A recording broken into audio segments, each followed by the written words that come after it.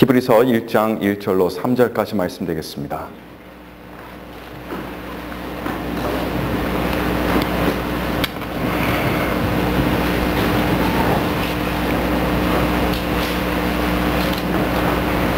히브리서 1장 1절로 3절까지 말씀 다 찾으신 줄 믿고 제가 봉독해 드리겠습니다.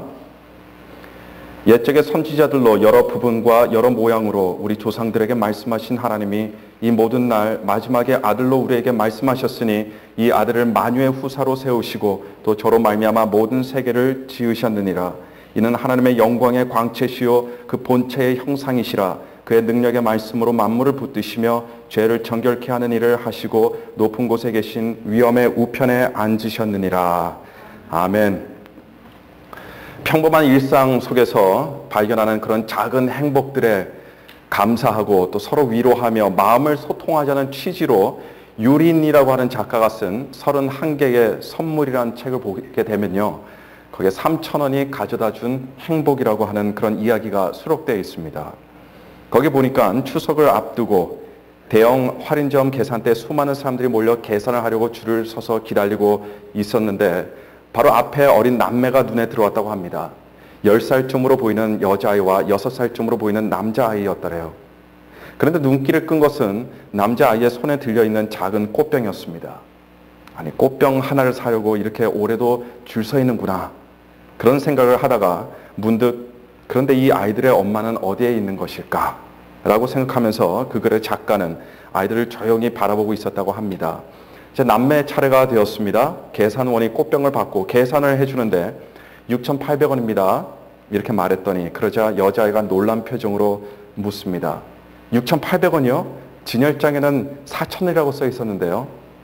이에 계산을 해주던 계산원이 선반 위쪽에 붙은 가격표를 봐야 되는데 밑에 있는 가격표를 본 모양이구나, 이렇게 말하자 옆에 있던 남자아이가 시무룩해지면서 4,000원밖에 없는데 그랬다랍니다.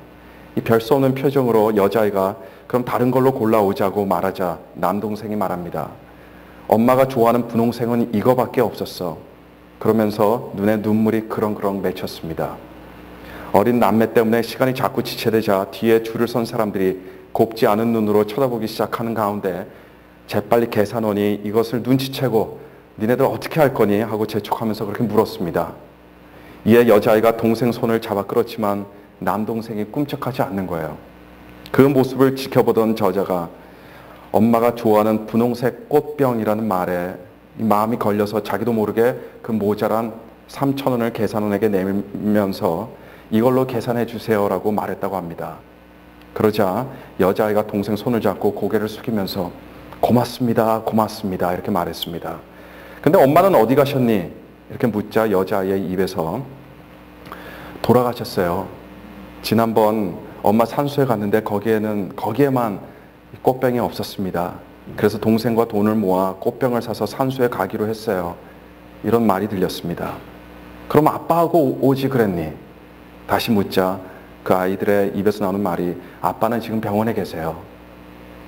저자는 그 아이들의 사정을 듣고 나서 그들이 가엾기도 하고 기특하다는 생각을 했다고 합니다. 그리고 그날 밤에 하나님께 그 아이들을 생각하면서 감동이 섞인 저리는 가슴으로 기도했더랍니다. 오늘 마트에서 만났던 어린 남매가 큰 고통 없이 잘 자라도록 도와주세요. 사실 3,000원을 건네준 사람이나 그 3,000원을 받은 아이들은요, 아무 관계도 없던 그런 사람들이었습니다.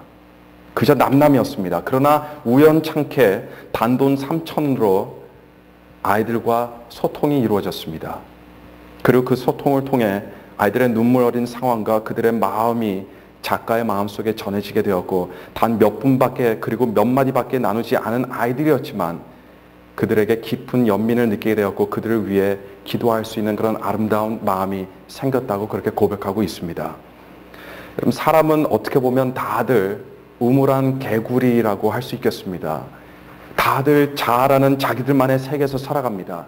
대형마트에 사람들로 꽉 차 있다 하더라도 그 많은 사람들이 서로 아무 관련도 없고 아무 상관없이 그리고 서로에 대한 아무 관심 없이 그저 자신들이 사고자 하는 물건들만 사면 된다는 마음으로 계산대에 줄을 서 있는 이 사람들의 모습이 여러분 바로 오늘날 살아가고 있는 우리들의 모습이 아니겠습니까?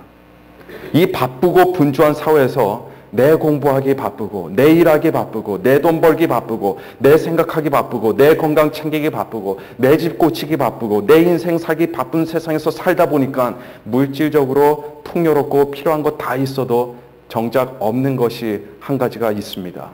그 없는 것이 무엇일까요? 그것은 바로 다른 사람들과의 마음과 마음의 소통입니다. 저는 유머를 참 좋아합니다. 피곤한 삶 속에서 우리는 웃을 수 있는 무언가를 항상 찾는데 그 중에 한 가지 방법이 바로 유머를 보고 그 유머를 듣는 일입니다.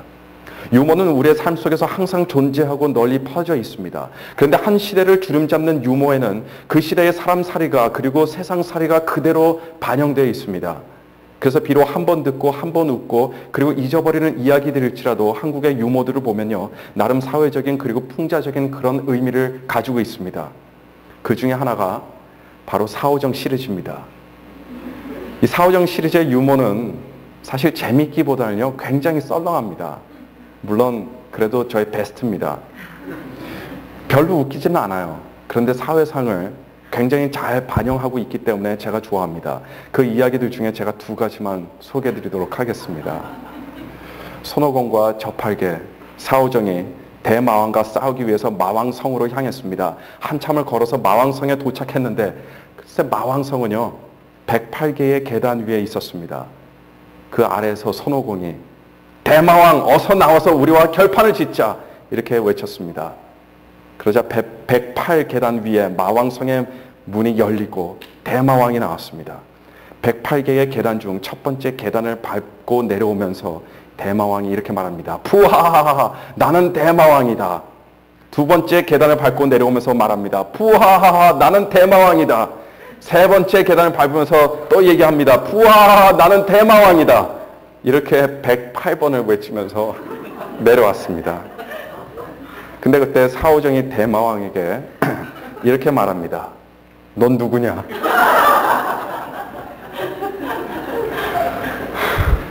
또 한 번은 사오정이 과자를 사러 가게 갔어요.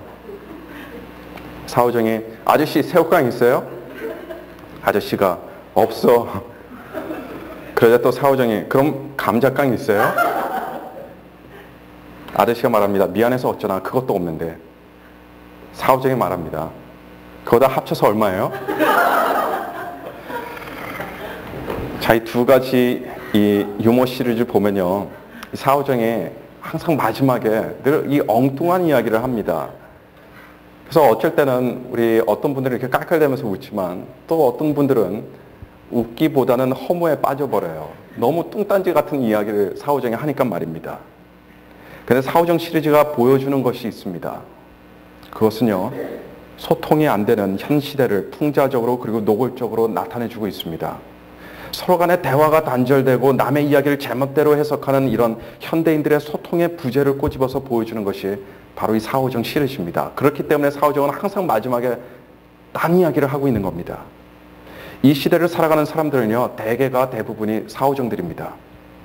늘상 서로 얼굴을 마주보며 살아도 마음과 마음의 소통이 이루어지지 않는 경우가 얼마나 많은지 모릅니다. 함께 아무리 오래 산 부부라도 감정적인 그리고 정서적인 소통 없이 살아가는 사람들 여러분 참 많습니다. 그래서 아내는 남편의 필요를 전혀 알지 못합니다. 동시에 남편도 아내가 어떤 심정으로 어떤 마음으로 어떤 괴로움으로 살아가는지 전혀 눈치채지 못할 때가 참 많습니다.